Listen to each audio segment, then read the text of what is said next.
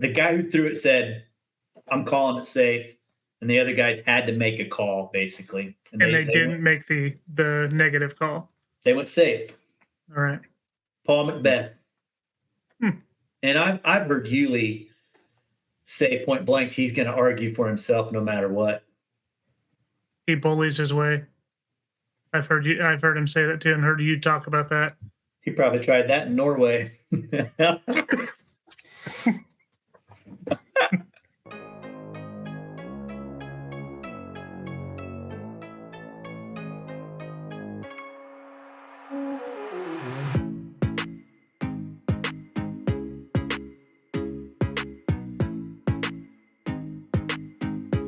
Yo, what is going on? Welcome to the Players Meeting, a Wind Dummies production. How y'all doing tonight? Thanks for stopping in. Episode number 22 coming at you right now. And we're going to recap the 2024 Ledgestone Open. Some very dominant wins on both the men's and the women's side. Did Gannon win or did his competitors crumble? Did they choke when it mattered the most? The young guns, Ellie Ezra and Emily Weatherman, battling on the women's side. Who do we have as Rookie of the Year so far? New pin placements at Lake Eureka. We will share our thoughts on some of those. We'll talk a little bit about the course. And of course, we got to talk about the spotter that got hit by the Double G roller. Before we jump in though, if you have not, please subscribe to the YouTube channel, Disc and Deals Coverage, and ring that bell for notifications so you do not miss an episode of these podcasts. Give us a like and a comment. We'd love to hear from you. You can also find us wherever you get your podcasts. Spotify, iHeartRadio, Google Podcasts, Apple Music, wherever you get them, just search the words Wind Dummies. Let's get this episode started, and you know I can't do this thing by myself. Introducing first, the one-time world champ, Chris Smith, aka Smitty. Smitty, what is going on, brother? Not much, man. Just started back to work today, so things are going. Oh yeah. And tonight we're going to have a guest host for the evening, arguably the best player in the state of Kansas. You tell us. But here he is, Mr. Logan Harpool. What up, Logan? What's up, guys? Dude, it's so cool you to stop by and speak a little disc golf. You know, you've got to play some Pro Tour events yourself, so I think it will be really fun to hear some of the insights that you have when we talk about this Ledgestone Open. I'm excited to talk about it, though. I started back to work today, too, so to end the day talking disc golf is a nice change of pace. Well, hey, boys, let us start where we always start. What's poppin'? What's been happening around the world of disc golf? And we know this week we had the Ledgestone Open. Smitty, tell me about it. What happened on the women's side? I can't speak too much about it because I did not watch very much of it. I caught a few holes. I've looked at scores. Looks like Missy hopped out to a pretty good starting round, shooting 1,000 rated, and had just a couple strokes over Holland and the rest of the crew. After round two, Holland had surpassed Missy and was leading, and she just never looked back, eventually winning the whole tournament by 7 strokes. Logan, did you watch any of the ladies' coverage? I caught the final round when Holland looked pretty untouchable, and there wasn't a whole lot of drama. She looked really sharp, and so did a couple other people. Stacy Ronsley found herself on a lead card. She didn't play too awful well in that final round, but she had glimpses, and it was a fun round to watch. Yeah, I started watching the first round because I was home, and then the Olympics came on and I turned it off. But when I was watching, Holly Finley was pushing for the win for the lead at that point. And I just felt like that spoke volumes of the course. If Holly Finley is competing for the lead at a Disc Golf Pro Tour Plus series, the course most likely isn't as hard as the rest of them, because Holly's a good putter. She's not a great putter. She's not a good thrower of the disc. Pretty much one spin off the tee and get out of trouble flick. But if she's battling for the win, it's something's crazy, I think. You don't have to talk bad about her. I will. I don't care. No, I'm looking at how everybody finished over here on the right side of my screen, and there's really no big surprises at the top, I don't think.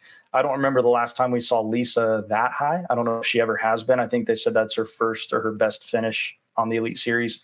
But she's been doing it a long time too. So I don't think you're going to throw anything at her she's never seen. And on a course like that, it makes sense that she's going to put it together. And I think she knew her scenario too. I think she was checking scores because she was pretty excited when she hit that putt on 18.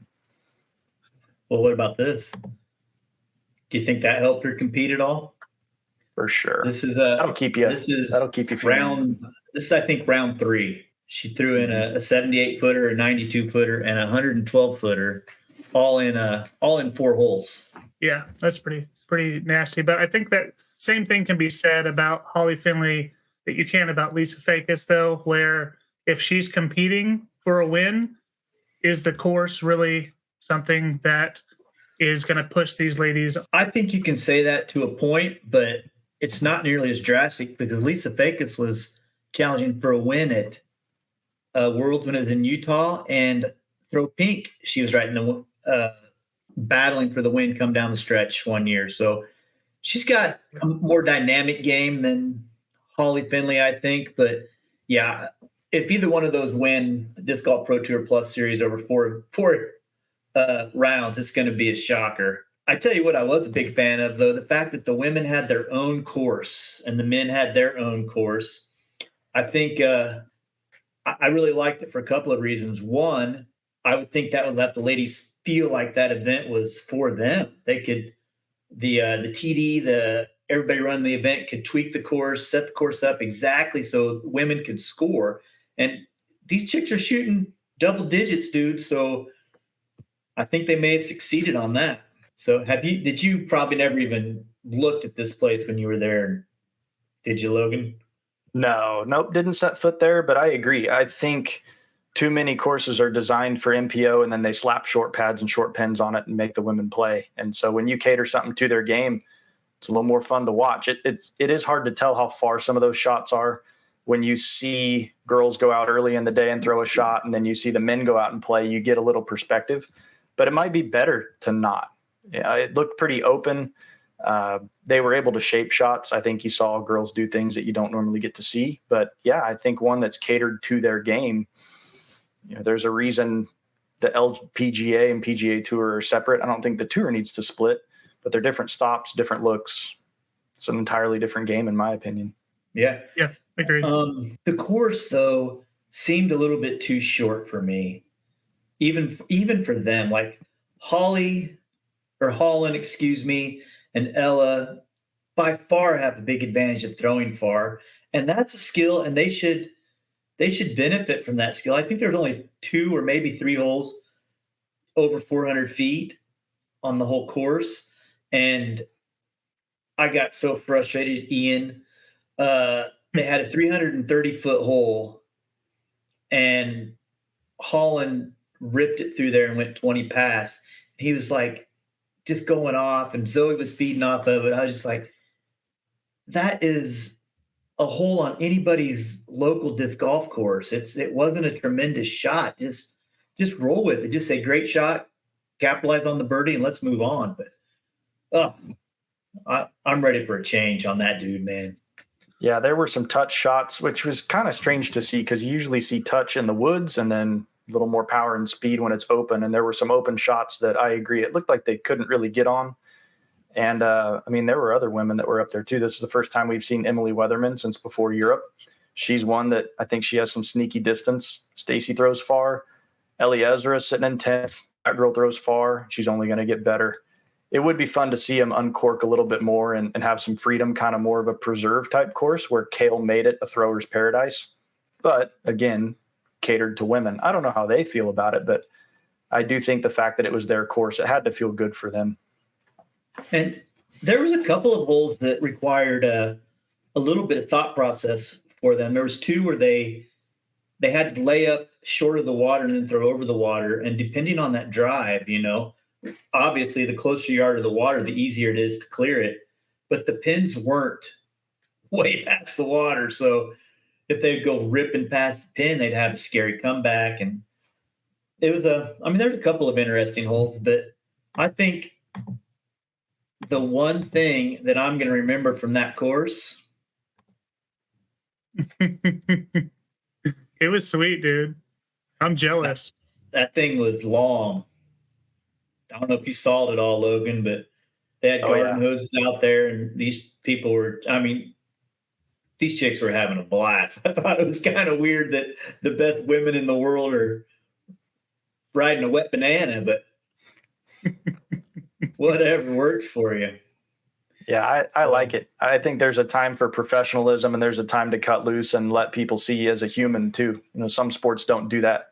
We didn't see the human side of Tiger, Jeter, or Kobe until they were done. And now we're starting to see Tiger as a dad and stuff like that. But I don't know that we need to go that route. I think having some fun and these players being relatable and being human is what sells tickets and gets people to the course and buying their discs. And heck, if I want a pro tour, I'd want to jump in a pond or hit a slip and slide too. So let them. I guarantee if I was in Peoria, I'd be over there going down that sucker. No doubt about it. But I want to talk about one more thing on the ladies' side before we move on to the men that was pretty interesting, in my opinion. Ella Hansen. Look at that stretch of 4 holes. I'm sorry. That's Robert. Ella Hansen. Oh my God. Ella Hansen. Birdie, par, hole in one, birdie, eagle. Logan, have you ever went, what would that be, 5 down in 3 holes? I have not. And I don't know that I ever will. Pretty sure not. That's Lucas, awesome. you ever went 5 down? No. I mean, just in a whole round, probably not. Yeah. That's incredible. You know, no matter what the course is, dude, if you're getting a hole in one followed by following up with a birdie and then a bonus birdie basically for her, that's pretty incredible. Yeah. That's pretty cool. Incredible. Usually people follow up those aces with, a bogey at least. So to get the 2 and then an eagle is pretty awesome. Yeah.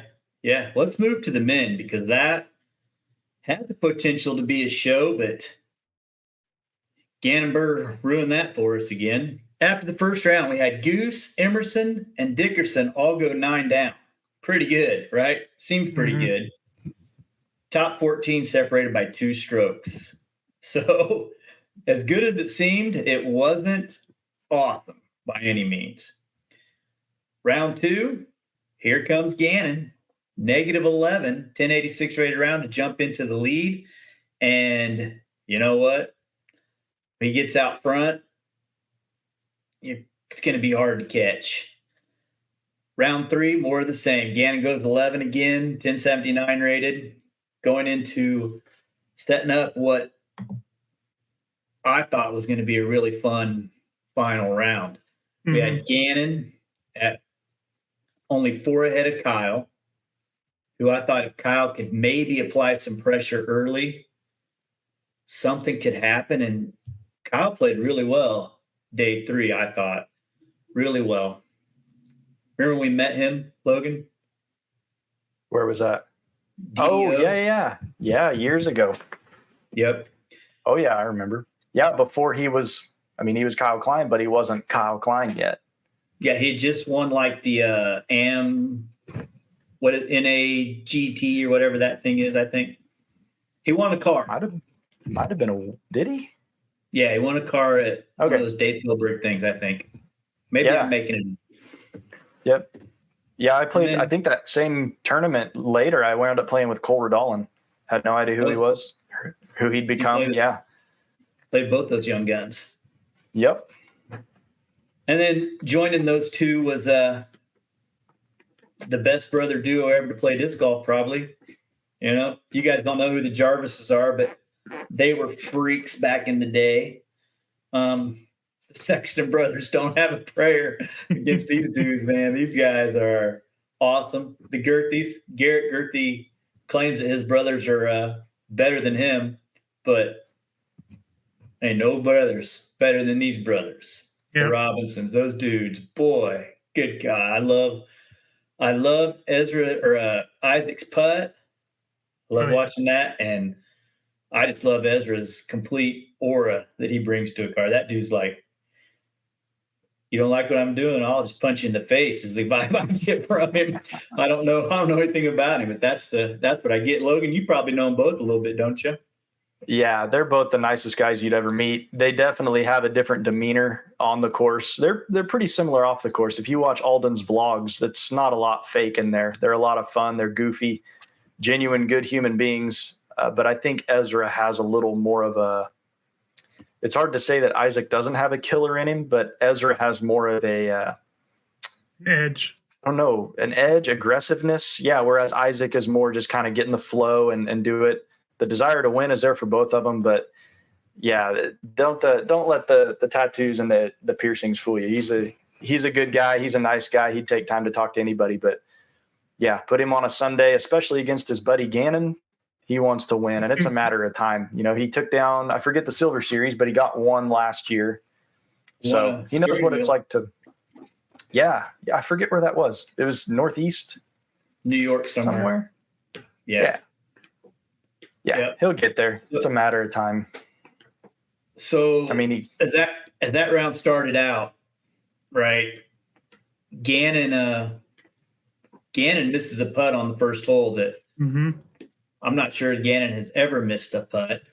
And Kyle picked one up, and I thought, oh boy, here we go, baby. And Ezra off the top of the bucket to the rocks, which we're going to talk about that whole rock, water, edge of the OB thing in a little bit here, but they weren't for sure where he was supposed to play from.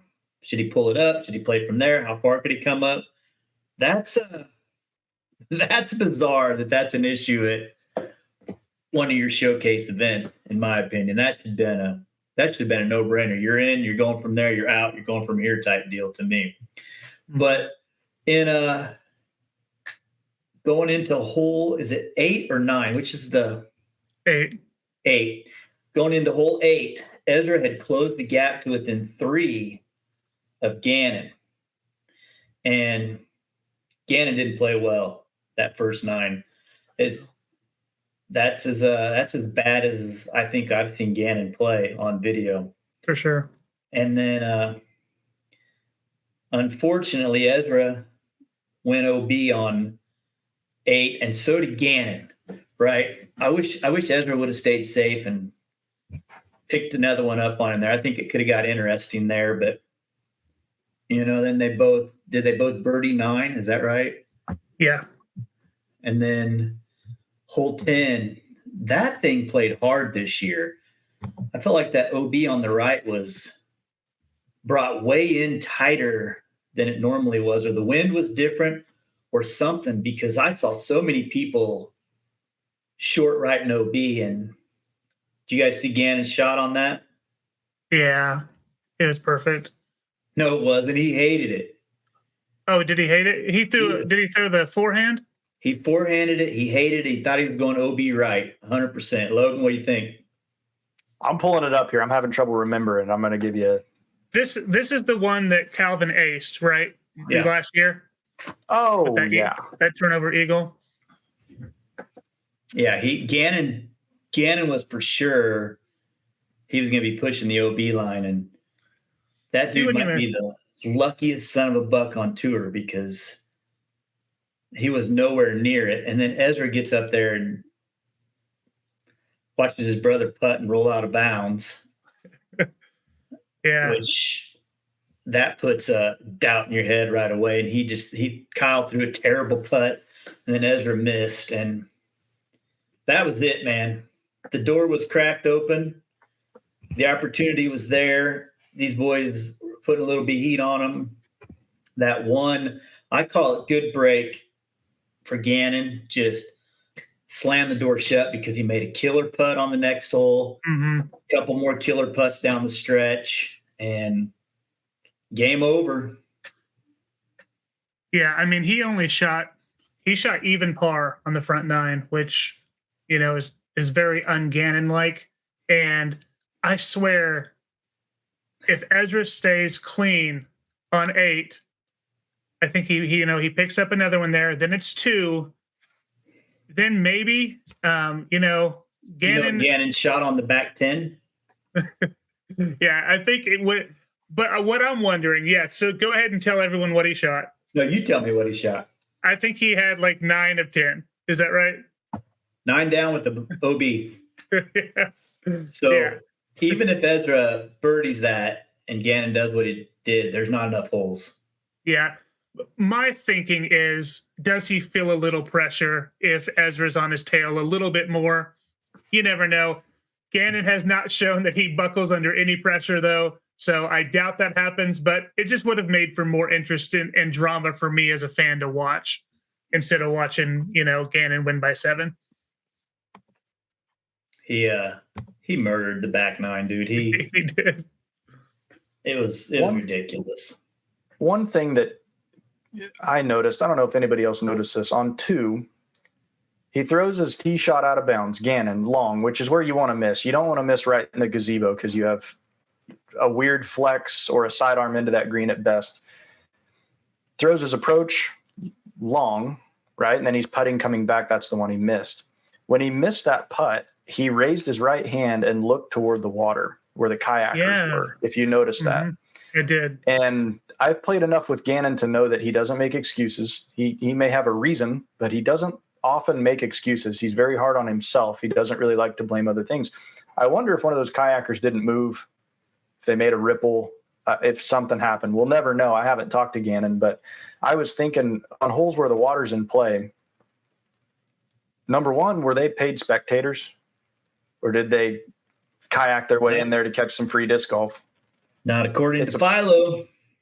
It's a public park, so you can't tell them to get lost, I don't think. But what if they were sitting off to the left on 17? Would they ask them to move? They're not in the way. I don't think Reed was playing the water skip this year. I don't even know if he played. They're not in the way, but it's enough to be distracting. I don't know how I feel about that. Dude, hole one of the days, I'm not sure which day it was, but as they're teeing off on hole 1, there's a dude in a kayak in the middle of that cove, and they threw right over the top of him. It bugged me from Kansas. I couldn't imagine being on the tee pad. I get it. You can't close the lake down, I'm sure, but yeah, we're going to get into that a little bit here too. I think I got some stuff that I'm not sure that you even know exists, Logan. It's going to be fun. So yeah, I hated that for Gannon because like you said, he doesn't miss that putt. And if he does, he doesn't do it 2 holes in a row. And that's exactly what had happened at that point. So it was either he was distracted or he was hurt, and he obviously wasn't hurt. So I lean towards distraction there. Might have been nerves, but he's not too nervy either. No, he hasn't shown that he's ever gets nervous. But yeah, big win. This dude is doing something that I wasn't sure we were going to see. I thought maybe Paul's dominant run was going to be the end of it because everybody else was getting so good. But I think we're about to see a run, man. I think we are. This seems to say that we're trending towards that run. This is Gannon Buhr this last year. If you'll notice, starting at the bottom down there, Disc Golf PT Plus Prodigy. Gannon Buhr first place. Disc Golf or DGPT Plus Portland first place. Beaver State Fling, not a plus, but first place. And then this Ledgestone DGPT Plus 4-rounder first place. Throwing a major in there as well. And this dude has won 5 events this year. That's ridiculous. I had the pleasure of touring with Gannon for parts of 2 seasons, and one of those was for about 3 or 4 weeks. And I don't know if he's still this way, but I know then he was competing. He was toward the top events. He wasn't winning them. But the way he talks about disc golf is just different. The way he understands things is different. He's way smarter than he ever lets on. I don't know what it is. It's like he doesn't like people to know that he knows stuff. As soon as we left the course, I remember we left Great Lakes Open. I went back and got him because he can't drive a car at the time. I still don't know if he's driving. He's just hitching rides with Alden and Isaac. But went back and got him. We were going to Texas Roadhouse, and we had not even left it's a park where the toboggan place is. We weren't even out of the gates yet, and he had it pulled up on his phone watching his shots back, studying. He doesn't take a break. He studies everything. He's so stinking smart. He's very competitive, but it's not surprising to me because he's so analytical. And I think some players succeed that way. You take a golfer like Bryson DeChambeau, who's 3D printing his own irons, and they have curved faces, and he soaks his balls in Epsom salt to find where the center mass is. You have kind of nerds like that. And then you've got guys that just go sling it. And I think Gannon can be both. And that's what makes him dangerous. When he's having fun, he's really good. And when he's dialed, he's really good. So when he finds a balance of those and he has confidence now, it's a scary place. We got a pretty big tournament coming up here in a couple of weeks. And I'm pretty sure he's the odds-on favorite to win the stupid thing. I'd almost take him and give you the field if you wanted to bet me a drink, Lucas. No, I'm not that dumb. That's good because I'm on Calvin anyways, remember? All right, well, let's talk about a couple of dudes that finally did something. Finally. Kevin Jones, finally getting up there. And Brodie, first cash of the year. Let's go. I guess. I'm excited about Kevin Jones. 5th place. I love watching Kevin Jones play. I think he's exciting. I don't care what Brodie does personally. He's a blowhard with too many strong opinions in my book, but invite me on your debate night. Oh, dang. Kevin, a lot of people waited till the final day to get excited about him, but he was only 4 back after round 1, I believe. I'm going to toggle here. But it wasn't just a Sunday push from him. Leader was 54. He was 58. So, yeah, he had a shot to win from round 1. And I don't know. I have never thrown a full end of a bag. I've been fortunate to be with Dynamic my entire career. But I do know that I've got tired of throwing a yellow enforcer, so I switched to a blue one that flies the exact same just because I want to see something different come out of my hand. And moving from Prodigy to Innova, that has to have everything to do with it. Just a reset, a fresh start, different flights. I really haven't messed around with much Prodigy either, but I know the guys that throw it tend to hyzer flip a lot, Kevin included. Mm-hmm. Was he a hyzer flip player because he was with Prodigy and that's what kind of works? Or we didn't get to see much of his game, so I wonder what it looks like now with Innova. Right. Well, I would assume he's going to be making some lead cards closing out the year here, hopefully. And there's another guy that switched sponsors from Prodigy to a different company with better plastic. And we just spent 15 minutes talking about how big of a stud this kid is. Same thing, dude. Gannon Buhr now has shots this year that he didn't have last year. And being able to force the disc over and have it come back could be 2 strokes around easily on some of these courses. So, I think the plastic has a lot to do. I mean, they're both freaks, right? Throw Gavin Babcock in that argument as well. He's also having a tremendous year after leaving. And think what Isaac and Ezra are going to do next year after they leave. Dang. Mm-hmm. Well, it's not that Prodigy stuff is bad by any means. I just don't think it fits everyone's game. Gannon is a force over player. He's been outspoken that he doesn't trust hyzer flips. He says it's much more predictable to know what it is going to do, force it over, have it come back. Katrina won 2 world titles with it. We've seen people be successful with it. Kale has won an A-tier 20 years in a row with it. It's not bad stuff, but that reset button on your career, no matter how old you are, has to feel good. And like I said, I switch my bag out just colors to get a little something different in my hand. But yeah, there's something to be said for it.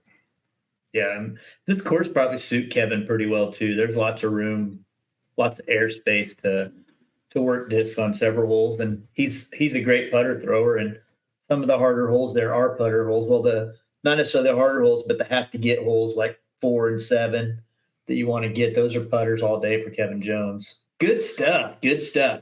Let's talk about some bad stuff though. All right. I like the bad stuff. I don't know if you guys have seen this one. Have you seen that, Logan? I did. I saw the post. I personally have never been a fan of painting lines when we have OB. I think it creates more work for tournament directors, but if we clean up the water's edge and just play water, I like it better. But that's the problem here, is that there's no line. Apparently there's a break in the line. To me, it looks like the disc is surrounded by out of bounds area, which is how the rule reads. It never mentions water. It never mentions touching grass. It just says surrounded by out of bounds area. First look, I would call that out. But why was the line not finished? Why is the line not completely definitive? Why is it not string? There's a lot of questions. This is two different lies. Just to let you know, the left one with the purple disc with no line is one player on hole 13, and the one on the right is, I'm assuming, Brodie, since he took the picture. But why the line? Let's talk about Brodie's first. Why does the line end and then start up 40 foot on down the way? That's something that probably shouldn't get overlooked at a event with this much money on the line and this much prestige given to the event. The other disc, though, Lucas, what are you calling it? I don't know. I mean, it seems like it's on grass, right? So is it completely surrounded by water? It's tough to tell from a picture, but I don't know. The rule does not say grass, and it does not say water. It says surrounded by out of bounds area. So wherever that plane is that separates it, I think I'm looking at water through those blades of grass on the left of it. Okay, I could see that. If that's how the rule states, then it's OB for sure. It never says grass. It never says water. If that's me that throws that disc there. And what are you saying? On the Disc Golf Pro Tour, if that's me that throws it there, 100%, sorry, dude, you're OB. End of discussion. Move on about our business. Right? And I accept it because I think it's OB. But in this case, they looked at it for a little bit. They talked. The player who threw the disc said, well, I'm going to call it safe. And the other players then, Gannon Buhr included, said, I guess then we have to call it safe. We're not sure we have to call it safe. Whose disc do you think that was? I don't know, but before you say it, I don't like I guess we have to call it this. That might not have been the exact. Yeah. That might have been paraphrased, but it was the guy who threw it said, I'm calling it safe. And the other guys had to make a call, basically. And they didn't make the negative call. They went safe. All right. Paul Macbeth. And I've heard Hewley say point blank he's going to argue for himself no matter what. He bullies his way. I've heard him say that too, and heard you talk about that. He probably tried that in Norway. Yeah. What hole is this? At 16? Pretty sure. Yeah. I got this from Disc Golf World. I stole it right off of their disc golf. Yeah, the Disc Golf World. I stole it right off of their pod. So that's quite a ways off. How long do they have those T signs? Well, from what I heard, that hole was 315 feet in 2019. Maybe an update is needed. Maybe. You know what, though? They all have Bushnells. It's true. Right? Not a single one of them is playing it blind, I don't think, at this point. If I walk up to a hole and the tee pad says 315 and I throw it and I come up 40 feet short, I either throw it harder or I throw a different disc. So is it a huge deal that it's wrong? No. Is it a bad look for the event? I think so. So I don't know. What camp are you guys in? Yeah, I mean, they all know it, right? I mean, I was watching Goose's podcast, or not podcast, but Goose's practice round, and he's like, this hole is exactly this. It's been this way for this long. He already knew. He said it was like 260 something or 360 something, but they know what it is. But I mean, for me, it just seems like this particular event is one that they say is like one of the best. And there's just so many little things that seem to be overlooked at this particular event that can probably need to be shored up a little bit. Yeah, I wonder who took the Sharpie. I wonder if that was staff or if it was a player that just took it upon themselves. Not that it matters, but, and I honestly don't know the first thing about running a tournament, much less an A tier, Silver Series or Pro Tour. I imagine it's hard. There's a lot that goes into it, but you would think if you're going to put up T signs, which I would argue are T signs really a necessity? Do you need them? I think these guys know what they're doing. They know the hole, maybe for an illustration, but that's a caddy book thing. We get that emailed to us on the Monday of the tournament. That's what I always studied. I didn't hardly ever look at the T signs. I still don't. If there's a T sign, I don't really look at that. I might throw shots, see how it works. And if I really miss a shot, I might pull the rangefinder out and practice. But by the time an event rolls around, I pretty much know what I need to throw. And I'm more of a field player though. But if you look at a distance on a T sign, throw it, and you actually threw the distance and it was wrong, I think it's still your fault. I mean, you're the best players in the world. Yes, they should be right if they're there, but I don't know who's really relying on those. Exactly. And is it 315 from the front of that tee pad to the basket, and you're throwing the disc 380 because you're going out and around the lone tree in the fairway? Yeah. Are you mad that it's accurate, but you have to throw it farther? I mean, it's the lamest thing in the world to be mad at. And this isn't an excuse for the Ledgestone people, but it was the biggest disc golf event in the history. More people ever. We're not talking the Doodah Open, which has 115 people, and we think it's amazing. 2,500 people. Yeah. Mm-hmm. Good God, man. How many courses did they have? Where were they all at? Could you imagine organizing something like that? God, you almost feel for them because the event following the European Disc Golf Festival is going to be a harsh comparison. Nothing was going to touch that. You guys talked about it last week, but that looked amazing. That's a bucket list thing. The course was a little shorter than I would have liked, but it made for some drama. It was fun to watch. And you feel for Ledgestone having to follow that up, but I don't know. I don't feel for them. Do we need T signs? Do we even need them? Is it right? That's a good point. I mean, I think if you get caddy books, you keep that in your bag. I've noticed Paul he's writing. I mean, he's becoming more like a golfer, like a PGA golfer. I don't know that he's writing down distances, but that's why you practice. And if you're playing the course blind, I mean, I've never really been a fan of rangefinders during the round either. I don't know. I'm probably unpopular for saying that, but once again, you're the best players in the world. You had time to prepare. This is your job. I don't know many are going off the T signs, but if you're going to put them there, they should probably be right. I think T signs are there for the guy who shows up off of the highway on his way to some place to play your disc golf course. It's not really there for people who are there to play an event 4 times in a week and try to make $15,000. They don't care what the T sign says. They just care what the check says. Right. Here's a good one. I'll bet you haven't seen this, Logan. That's Robert Burridge throwing hole 2. So not Ella Hansen? Could be her, but she played at Sunset. Oh, yeah. This is during the round. Mm-hmm.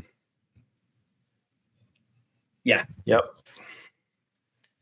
Yeah, we don't have private venues yet. Not many, anyway. Don't you try to find a way to ask them to not be there? They did. A player alerted officials, and they were asked to move along, and they did. But yeah, how'd they get out there? How are people getting in without tickets? How many people were there without tickets? How many people bought tickets that didn't really need to? seemed pretty loose, which is probably good, but there's a lot of risk that comes along with that too. Yeah. And I mean, even running the small events that I run, that's in the Classic, for example, we had a guy and his kid show up, go to hole 1, start playing in between a group that was finishing 18 and starting on 2. Somebody messaged me, all been out of shape. And I just simply walked out there and said, hey, man, just going to let you know, dude, this course is completely full.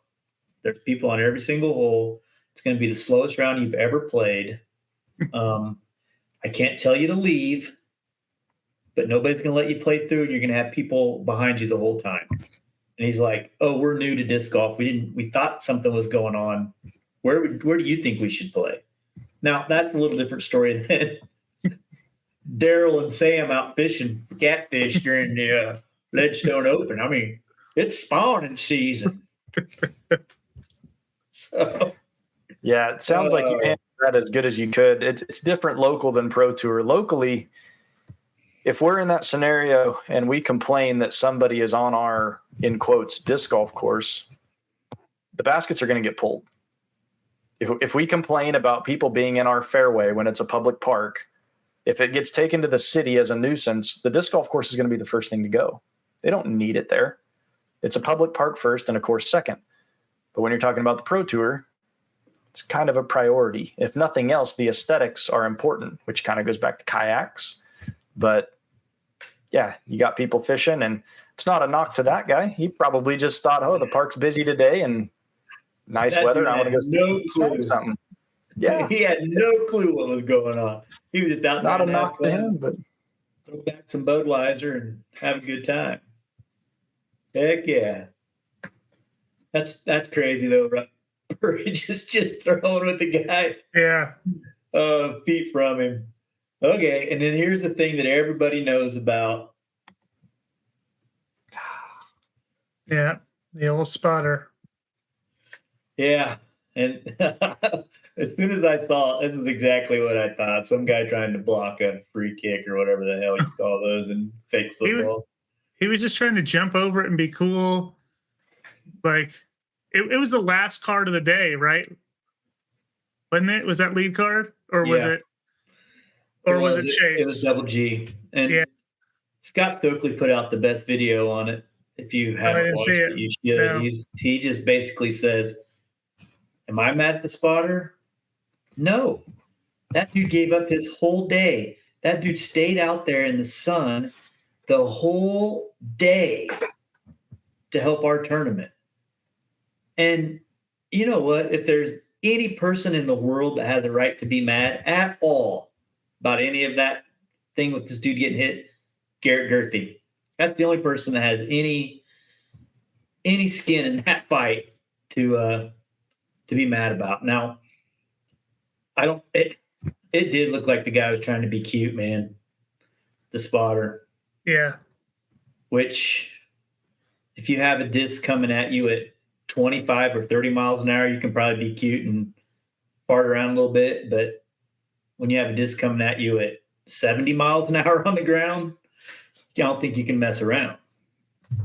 Yeah, I'll play devil's advocate a little bit and say when a disc is coming at you, it's a really weird feeling because they're usually not coming at you. They're going away from you. And having one thrown at you from me is probably a whole lot different than one out of the hand of Garrett. And it's hard to judge. I've never had a roller come at me, but I've had them thrown to me, played catch. I've stood and tried to catch them 400 feet away like an idiot. But I imagine, because if you watch it back a few times and you try to see both sides, maybe he was trying to hop over it. But it looked like it was on angle. And I don't know if he's a disc golfer or not. There's no way to know with those volunteers. That's true. He might have thought it was going to curl and, oh, shoot. And then it's on him. Like it got on him quick. And I don't know if he was really trying to let it go through his legs or try to spin and get out of the way. I don't know.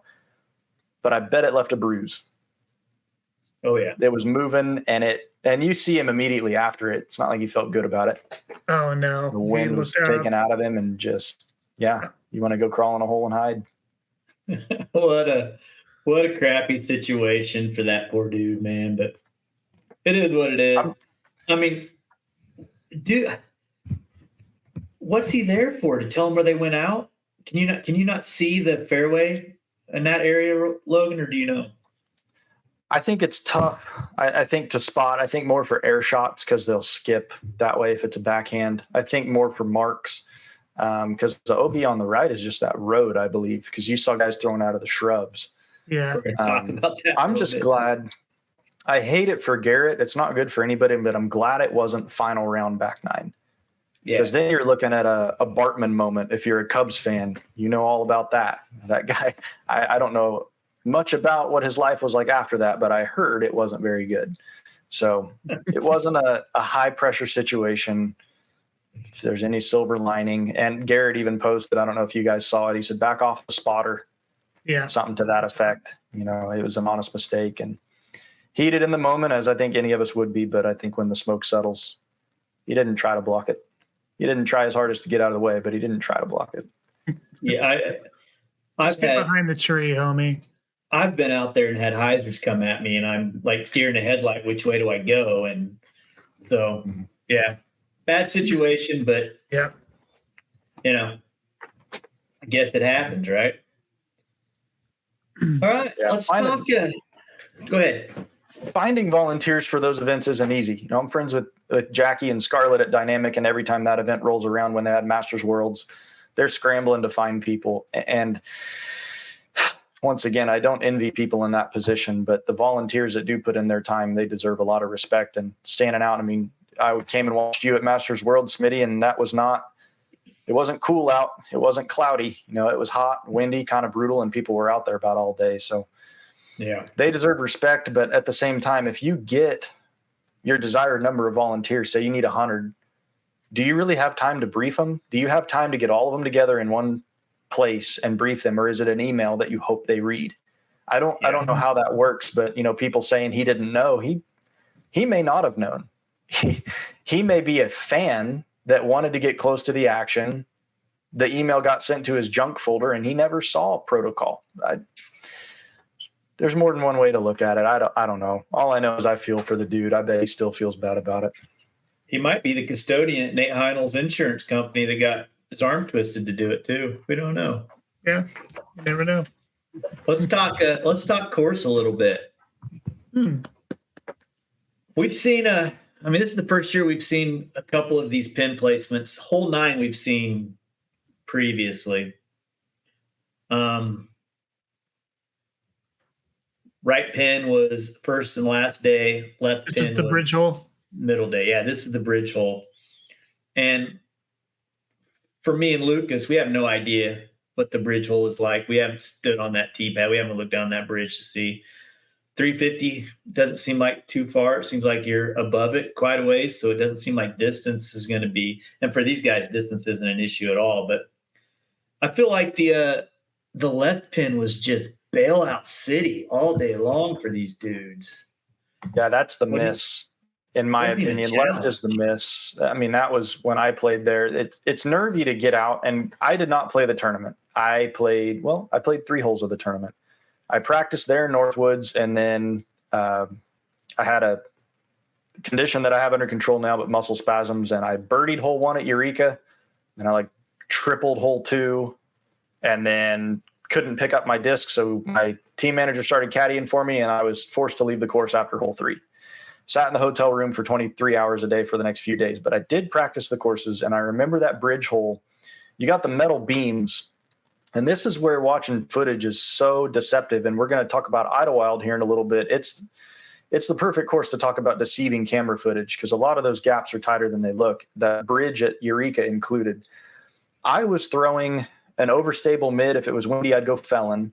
And if I miss, I want to miss it left. I don't want to miss right. If you remember AJ Risley years ago, I think he was winning that event and OB several times, even from the drop zone, throwing Warden, Mace, putters into that green, and they didn't hook up and come back. Left pin is, you're right, that's the bailout zone.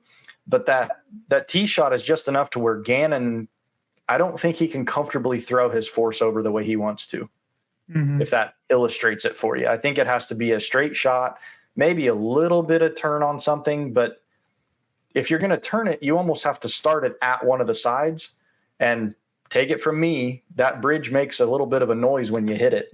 And that's the last thing you want to hear in a tournament. So I wanted to miss it left and have a putt at the pin. And I don't know. Those guys were trying to birdie every hole. I was just trying to be safe. Well, hole one, and when it was right, Gannon did miss it. Mhm. And then let me think. He missed it. He got And it then- round 4. Well, I'm trying to think of how he played at hole one. He missed, and then he flicked his upshot, and I think he missed again, possibly, and got to move up. And Anthony missed it, went to the drop zone, missed it on a backhand, and had to breathe throw from there. So that right side pin is way harder than the left. I think for these guys, no reason to play that left one. I don't want to see that. I want to see every shot to matter in this in an event like this. I think it was Kyle in the final round threw one that missed left, and I watched the Unplugged on Disc Golf Network, the pro version, and I like that because I can hear what they're saying, what the players are saying. And some of them react audibly more than others. And I want to say Kyle on that hole out of his hand, and he circles edge left. It's not a bad shot. He just didn't park it. But he's as safe as can be, had a putt, wound up birdieing the hole. Yeah, it's the right pin green, and it's not deep. It's a sliver. Like, I don't even know that it circles edge to circles edge deep to land on it. I encourage you to find drone footage of that hole and look at it from the sky. I'm just going to leave it at that. Nate Heinel was a little sneaky out there. What about hole 13? They moved it back. Hated it. 120 feet. It just didn't seem accessible. That long pin. It was almost a perfect hole before. Good tee shot, which wasn't a bomb. It was close to the water, is what you want to be. And then a bomb. And then you can attack. But that just 120 feet the first day, there was, I think, just one birdie on it, round 2. And then less than 10, I think, round 3. I hated it, man. I don't want to watch these guys have to lay up. That's not why I'm paying my whatever I'm paying a month. Yeah, it looked a little weird. Who was it that parked it? Was it Ezra? Someone got up bullseye, like real close. What? I think on day 3, right? Round 3. I think so. I know someone did because they said we haven't seen anybody even get to the circle yet, and he pushed it all the way up there. Cimarron got the Jakob. Maybe Jakob. Yeah, Jakob. We can talk about him for a little bit. That dude, from playing with him, I think he's smaller than Emerson. Because Emerson's kind of built. Emerson's short, but he's stout. Jakob is a smaller statured guy, and he throws with the most, I don't even want to say speed, but like whip I've ever played with. He has an audible snap out of his hand. It doesn't look like he. Yeah. Loud. But Goose he's moving into his shot. Jakob is calm. And then the disc just takes off. It's something weird. I don't know. He's got something figured out, but yeah, that's the one I was thinking of. He pushed it up real close. Yeah, I think he did park it that on day 3. I mean, we can look, see what his putt length was. It takes 2 clicks. I like that shorter one too, though. He was 5 feet. Yeah. I like the shorter one though. Was it Isaac that threw it in on that hole? Oh yeah. Yep. 322 or something. Yeah. Yeah. It's just so much better of a hole short, I think. All right. Here we go. Here's another one. Yep. Let's talk about it. Hole 17. 2 pin placements. And not just 2 pin placements. We had hay bales on the right pin in front of the bucket. Left pin, we didn't. And we had 2 drop zones that were 60, maybe that's too long, 50 feet putt coming straight back at the water, which I hate a putt drop zone. What'd you think about the size of the green on the new pin 17? It's small, but I'm 1,003 rated. Those guys aren't. They're so good, and I haven't heard much feedback. I catch up with those guys in the off season. I try not to bug them much now, but I don't mind it. I like the old one. I like straight ahead. I like fireworks. I like ace runs. I think that's what people want to see. I think it deprived us of that because people just wanted to be safe. But the best players in the world, ratings continue to go up. Performance goes up. Courses, do they need to continue getting harder? I don't know. But that was a small island, but it's small coming from 1,003 rated player. I don't know how they felt about it, but I do. Like I said, I like to see ace runs and fireworks. And well, I felt like that left pin actually maybe had more ace runs because they were trying to spike it in on it, and so many of them were coming right past it. So they were still ace running, but that was the only option because that thing was so tiny. I couldn't believe how many times they were making it. Mm-hmm. We did not see a lot of misses, but I'm with you. I want the straight one. I like the straight one. I don't know why they put the hay bales on the front. I think the skip shot is awesome if you do that. In fact, Kevin Jones skipped it onto the left one. I don't know if he did it on purpose or not, but he threw a low burning flick and skipped it right up on there. Somebody else in round 2 threw a backhand, put it on there after a skip, which is lucky because it was way high. But yeah, you can say the same thing about. I'll make the same argument with the sponsor walls, the aesthetic walls. If you're gonna put them there, don't put them in a position where it can block a good shot. You can argue that a shot that's 2 feet off the ground is not a good shot, but it's good enough to be safe. So I don't know that they saved anyone from rolling back. The shot that comes to mind is 8 at Maple Hill. I think they're similar. It's an island straight ahead. I think Ledgestone 17 is a whole lot easier. I've never played Maple Hill, so I can't speak to it, but similar. You have the drop zone putt that's right at the water. But there's you can hit the bucket and roll back in. You don't see many people skipping off that water, but yeah, I don't know. I don't know how I feel about that. Why hay bales right, but not left? Yeah, I don't know. Why have the drop zone be above the pin behind it, putting right back at the water? I felt like that's what the hay bales are there for on the right pin, to maybe encourage them to try to make that drop zone putt. But they were scared crapless putting at the one on the left when they were on the island. It was so small and tight. And the other thing I hated about that left one is there's that little, it looks like a cement curb or something that runs along. I hated that. I couldn't believe we didn't see anybody hit it and roll back in the water. That was yeah. Get rid of that one. Let's just play the real one. Let's play the straightforward one, and let's just do that. It's perfect. Yeah. I think I think because they were playing it 4 rounds, they tried to give a different look for a couple of those rounds. But yeah, most of the decisions they made there, I don't think they didn't do any good to the holes. They should just keep the OGs for sure. 100%. One last one on the course, and then I think we're done with what's popping. Hole 16. This is the roller hole. Yeah. And I'm glad Logan's here to kind of talk us through it. But I'll tell you what, I like the hole. I think the hole's awesome. Mm-hmm.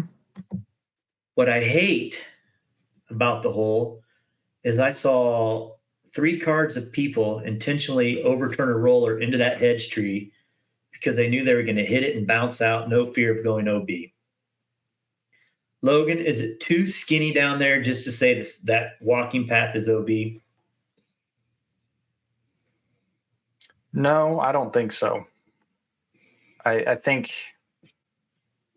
I never torqued a roller over into that.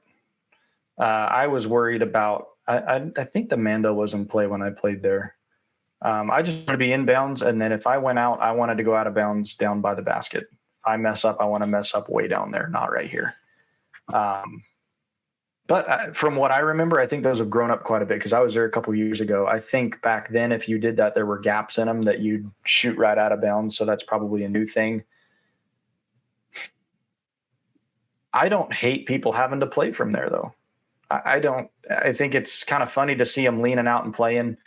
Should it be OB? Maybe, but then it tightens up a whole lot. But I've always been a fan of places like Kale's Place in Minnesota where, hey, you threw it there, you have to go in there. You got to play it. And in golf, you see guys roll their pants up, get in the water, and splatter mud all over them because they want to save a stroke and not take a drop. So there's two ways to look at that. That hole is hard. It's a knee knocker, and there's always pressure because you know your round is either going bad and you need the birdie, or it's good and you don't want to blow it. So it's a good finishing hole. I just don't know how you draw a line inside the bushes. Well, maybe you could say I think you have to use the inside edge of the sidewalk if you make anything OB there. I mean, for a while I thought maybe you could do the outside edge of the sidewalk and just call the sidewalk itself safe. But then you see people hit the bushes and come back on the sidewalk. I don't like that. What's to the left? So left of 16 is 13, which is that hole we were just talking about. So Okay. where that spotter got hit, to his right is the landing zone of 13's, more than Tee likely shot? their second shot. Oh, second. Okay. He was probably closer to the tee shot, but that kind of between the two. So It there's flipped no along reason that. they couldn't move that left side over, because there was two ropes. One of them was for 13 in this case, I guess, and the other, and there was space in between there that was just dead space. But I think the hole is better if they have to control that roller. I'd just be worried that the roller play would disappear because it would be too risky then. Because you don't see very many courses where everybody's laying down a roller, and that was the one hole that, that's the prescribed shot. Everybody's rolling that sucker. Mm-hmm. I want them to bring back champs versus chumps for multiple reasons. Number one, Sexton was hilarious on that. And two, I think most of the time, like I remember a Beaver State episode, they played the actual course. Didn't they usually? Yes. I think it's important to see normal people trying to play those courses because it looks, when you watch online, you forget you're watching the world's best players on the world's toughest courses. So you think, oh, you just throw down a roller and you're okay. Like when you stand on that pad, one at Country Club or Champions Landing in Emporia, looks easy until you're there. Then it's pretty scary. I wish they would bring that back to put into perspective how difficult those holes really are and what it looks like for a mortal to play there. Yeah, it would it would destroy some folks, I think, because the best players in the world are going OB 10 times on that course. Yeah. 10 times, and they're still in the running. Yep. Incredible. So Even hole one. I mean, hole one they're is losing all their smack to discs, clear their that whole one. bag. Their whole bag is lost on hole one. What round was it where 3 of the 4 lead card went out? Was it round 2 on hole 1? They all came up short. Yeah, it was I think it was the round Emerson was on lead card. Yeah, that was weird because that's just, you really have to yank one to go OB right or long on that hole. To see those guys come up short, you think, you just crushed it over the water. It ain't that. There's a little craft to it, but to see those guys messing up, I'm telling you, until you're there, you don't understand it. I assume we'll talk about Idlewild here in a second, but that's a whole nother animal. Cameras are very deceiving. Yeah. Well, We are about to transition into a new segment, which is going to be weekly picks. All right. Oh, yeah. Logan, you're just going to have to be a spectator for this part because this is where we talk about how good we did last week. Stink-wise, here we go. Ronnie went with the guy who shredded Peoria last time he was there. Won his major, Prezi. I told him I didn't like the pick. I went with the defending champ, Cole Redolin. And Lucas went with Gavin Babcock. Let's see how it played out. You giving me a red? The dude didn't even show up, Lucas. That's last place. That's what you want. If he got last place, didn't even play, that's a green. No. Logan, no, that's help me red out. all day. Red all day. And I couldn't give Ronnie or myself a green for stink because is top 20 in a Pro Tour Plus event stinky? I think all of us got reds. If you get a top 20, they're not stinky. They're not yellows either. There's only one person that either of those finishes would be stinky for. Oh. You got to play, dude. You got to play to get. If your guy whips out. Didn't we have like a did not start for someone else this year? Did they also get a red? Doesn't matter. You got a red. One. All right. You got a red. Not happy. Our sleepers. Oh, yeah. Yeah, that's what you think. All right. Here we go. Our sleepers.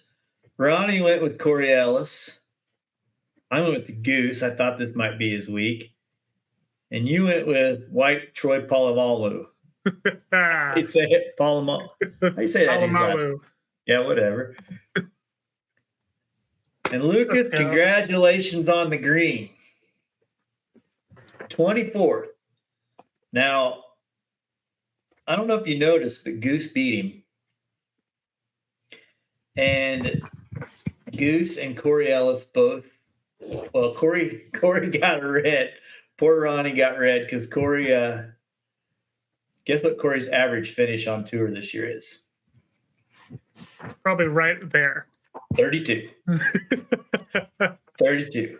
Goose, 22. He did one better. Got one place better. And Clemens is averaging 41st. So good event for Clemens. That's a good pick. Thank you. Good job, Clemonade. I can see it. A lot of those holes are left to right finishing holes, but then there's holes like 13, which 18. I don't know how he did them. He's got a fantastic forehand though. That's true. That's true. And then,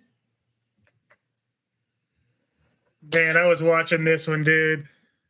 Our shines.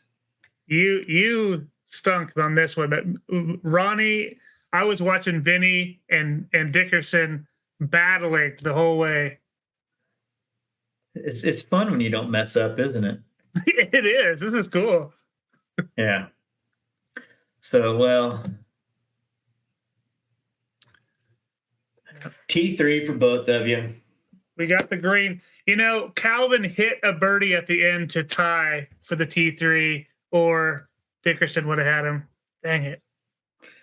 But man, Barella, but can we talk about, I thought at least a top 10 at a course that's this long. You know what I mean? That was crazy. Yeah, I thought it was probably his to win, but there's enough short holes there too, I think, to offset the long ones, and it's just not balls to the walls every hole there. Yeah. That OB is tight. Yeah, and I'm guessing that's what got him.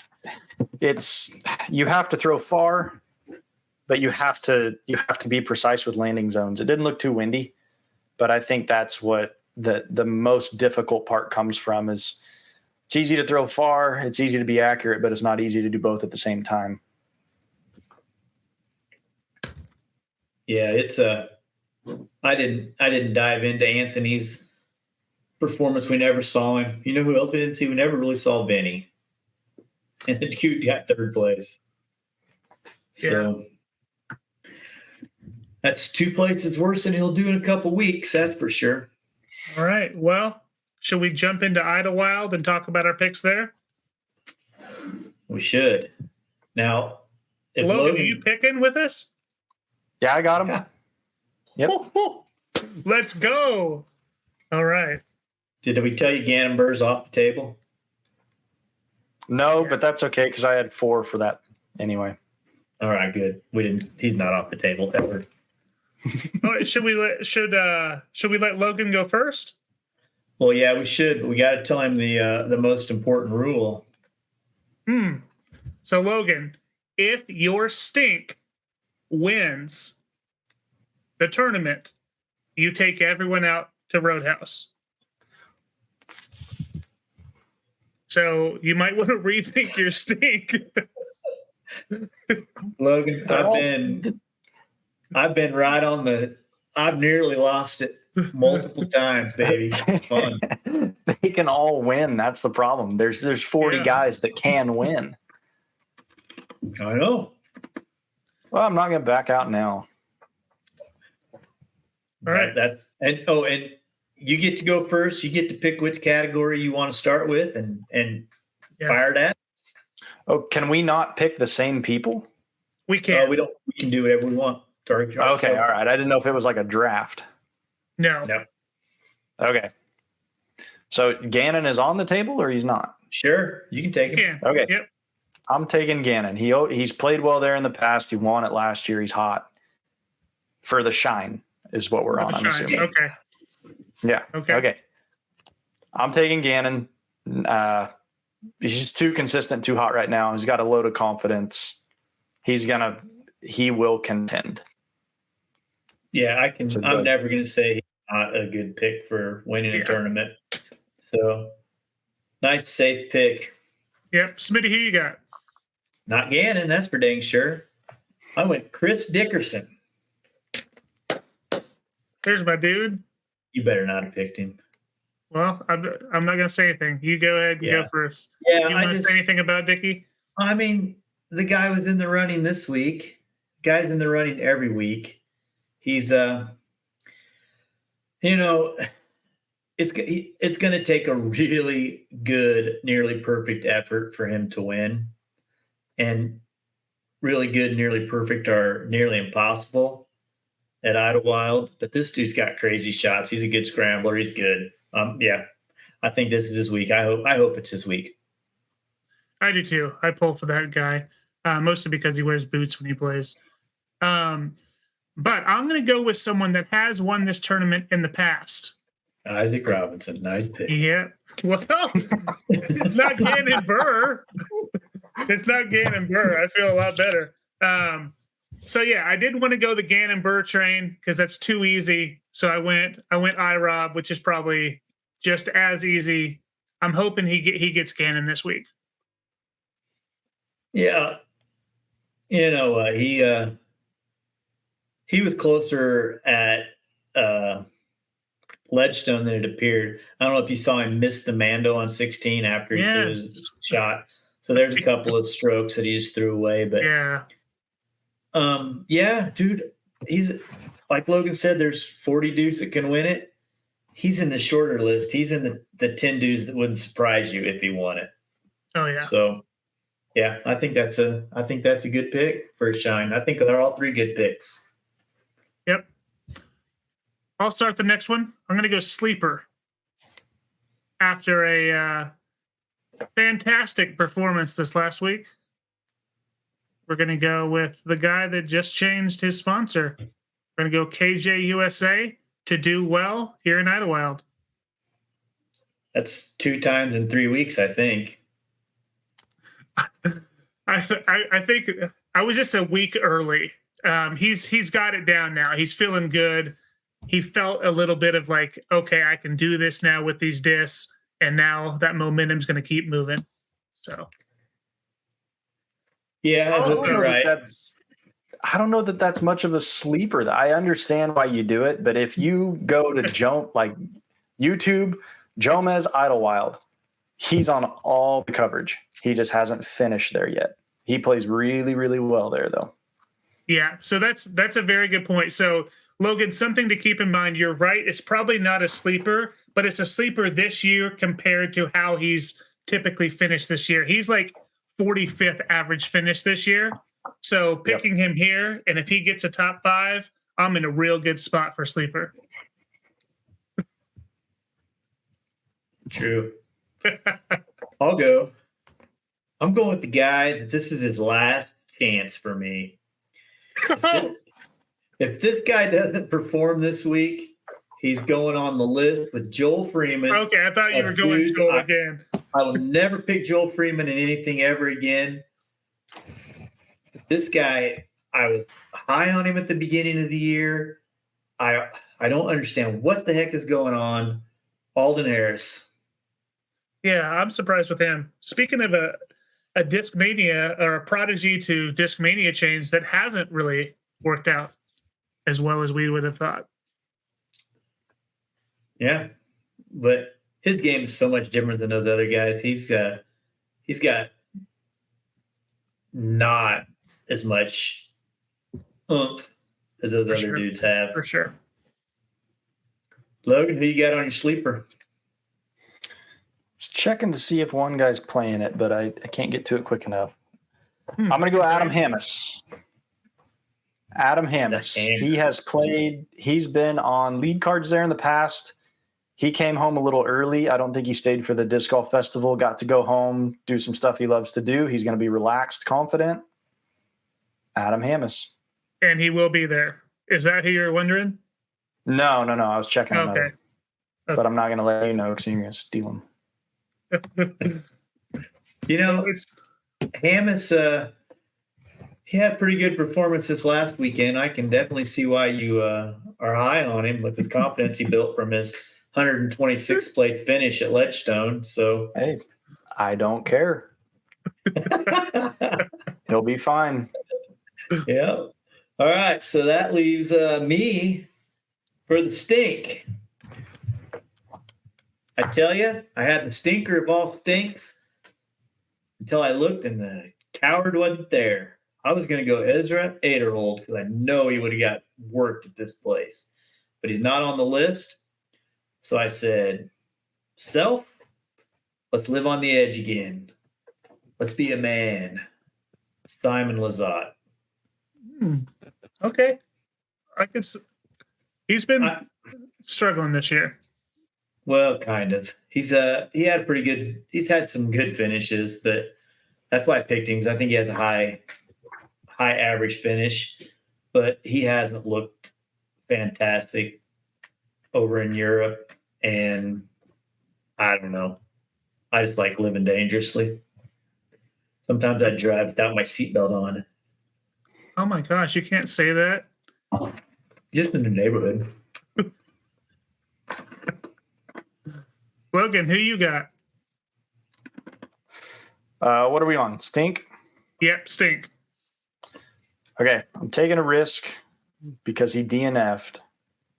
I hope it wasn't injury. James Proctor. I don't know that I've ever seen him. I don't know that I've ever seen him light it up in the woods. That Swedish Open course was wooded, but it was a different kind of wooded than Idlewild. But he's had a really good year. Yeah, he's been one that's kind of under the radar this year. Yeah, I saw that he DNF'd too, and I didn't know what was up with that. Which round did he DNF in? I think it was after round 1. So he played round 1. That was it, huh? Let me see if he said anything here. That might change my pick. Oh, he's going straight. That we need to make a rule that's. He played 8 holes of round 2. Went 5, 3, 4, 4, 7 in those first 8 holes. Was it a par 3? Hole 6. So the one after the baseball. Is that a par 3? It's a 4. Okay. I was going to say if it was par +4, he walked off in the middle of the hole, but. Oh, yeah, true. But no, that's not what happened. Well, he played 2 holes after that. Well, I hope he's not hurt. But Well, even if he is, you get a red. that's not why I'm picking him. But so I will say though, if he starts and then DNFs, is that a good stink, Smitty? No. But at least he started, and then he definitely got last place. I like that better. Sorry, always looking out for you, Logan, just in case. You like participation trophies too. Oh, I do. It's the only type of trophies I get. I believe that. So here is my pick, and we're gonna be on Roadhouse watch this week because I'm going with Anthony Barella, who doesn't play this course particularly well, but we all know how dangerous this dude is. So we will see. But if he does even a 30th place finish, I'm still going to be sitting pretty with how good his average finish is this year. Yeah, I think you're safe on the Roadhouse, but I don't think you're guaranteed a green. I think he'll play well. I don't think he'll win, but I think he'll be top 10 or 15. Yeah, surprisingly, Barella, I don't know if you know this, but he DNF'd 1 year, 2 years ago. Last year, he got 64th, and the year before that, he got 50th. So he hasn't really played too well there. So we'll see how it shakes out this week. Yeah, but we've said it 100 times. This is a new Anthony Barella in 2024. So yeah. All that other stuff doesn't mean squat. Yeah, different AB for sure. All right, we did it. There's our picks for Idlewild. Hey, let me know in the comments if you think I should have got a green for the do not start for Gavin Babcock. I just want to know. It feels like I should have got all greens there. Would have been the first ever. I think that's why Smitty didn't give it to me. So let me know in the comments what you all think. But let us not forget that we still have Survivor League 3.0 in full effect. 4 people are left. Let's see how they did this week. 3 people picked Vinny, Patsy, Kyle, and Sean. And then Tyson, he picked Ezra Robinson. And look at that top 3 finish for everyone that was chosen. So everyone is safe again. Here is who they've picked and who they cannot pick. So at this point, the safe bets are out. The people that have consecutively finished in the top 15, they're gone. So this is going to be exciting this week to see who everyone picks. But good luck to the 4 of you. And remember, if you don't finish in the top 15, you're a loser. All right. Tyson still has a dude there you can pick. And they all still have Ezra. They're just going to flip-flop this week, and we're going to go into Worlds with these 4 people still going. Yeah, they could. Do you think Ezra has another good showing this week? Yeah. I think he has a good showing every week from here until the end. All right. That's fair. Whatever he had going those few weeks there, he's got it straightened out and figured out. And yeah. He's another one that throws the disc insanely hard. Does he throw harder than Goose? Logan, No. Have you played on? You don't think so? It just seems different styles. It's hard to compare them. Goose is a lot of power and force, and Ezra's more smooth. Both the Robinson brothers are very smooth. Yeah, Ezra just seems like he has such on it. Okay, dudes, Logan, thank you so much for stepping in and doing the show with us. I had a lot of fun, man. Around this time of the night, we like to give shout outs going into the week. So anything that you'd like to shout out, Smitty, any shout outs for you, sir? No, I don't have any. I'm Debbie Downer. I had to go back to work today. So shout out to myself for getting myself up this morning and going to work. Good job, man. You did it. Logan, anything from you? Well, I went back to work today too, but I'm off tomorrow and Wednesday and go back for good on Thursday. So I'm going to play some golf, have some fun before we go back. But as far as shout outs, Dynamic Discs, without them, I'm not doing what I'm doing. They've had my back since day one, and it's been fun. So hopefully I do something cool if I'm not retained as a co-host on here, hopefully I do something cool enough to earn my way back on here and talk to you about it. Yeah, dude, this was super fun. I hope to have you back. This was awesome. You definitely add some insight that's definitely different than what we can offer because you've been there doing the thing. I did think of a shout out. I got to shout out Mike Bailey. He and I went out on Saturday and worked on a little bit of a secretive project. You guys are always doing secret stuff. I think that if it all goes through, I think we're all going to be happy, very happy, extremely happy with the final product. All right, awesome. All right, well, everyone, we're about to jump into the 19th hole, which is, of course, the best shot of the weekend at Ledgestone. Thanks again for tuning in. We'll catch you on the next one. Take care. Bye-bye now. Right underneath the basket. Yeah, it's going to be outside the circle, it looks like, looking down. Plays at about a 30-footer, though. This one also looks good, dropping nicely. Oh, come on! How you doing? Oh, Isaac in for eagle. A la Yale Store several years ago, who took a big 3 on this hole. If you remember that one. Yeah, give us some more of that. There's some excitement. The last time Isaac had a par, man, he has been all over the place. That's a cool moment. He gets to share that with his brother and his good buddy Gannon and Kyle and all the fans.